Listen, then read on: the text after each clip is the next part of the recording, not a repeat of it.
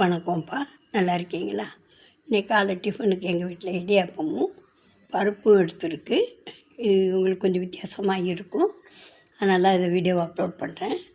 இது ரேஷன் அரிசி தான் இடியாப்பம் எடுத்திருக்கேன் பாருங்கள். நல்லா நரம்பு மாதிரி ஒன்றோட ஒன்று ஒட்டாமல் இருக்குது பாருங்கள். உதிரி உதிரியாக எடுத்திருக்கோம்.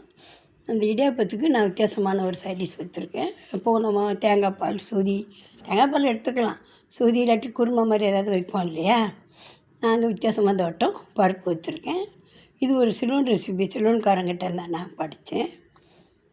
150 பருப்பு வெந்துட்டுருக்கு. 2 தக்காளி, 15 சின்ன வெங்காயம், 5 பச்சை மிளகாவை குறுக்க வெட்டி போட்டிருக்கேன்.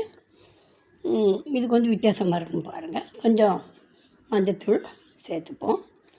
இதில் சீரகமும் காயமும் சேர்க்கக்கூடாது. பெருஞ்சீரகமும் 2 பல் வெள்ளைப்பூடு மாத்திரம் 1-2 நச்சு தோலெல்லாம் எடுக்கக்கூடாது, பூண்டில் போட்டுக்கோங்க. இதுதான் இதில் ஒரு வித்தியாசம்.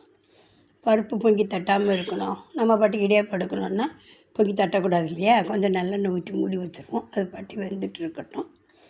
இது நான் கொஞ்சம் முழிச்சிட்ருக்கேன். இப்போ இந்த டயத்தில் ஒரு ஸ்பூன் உப்பு போடுங்க. நான் அதை எடுக்க மறந்துட்டேன்.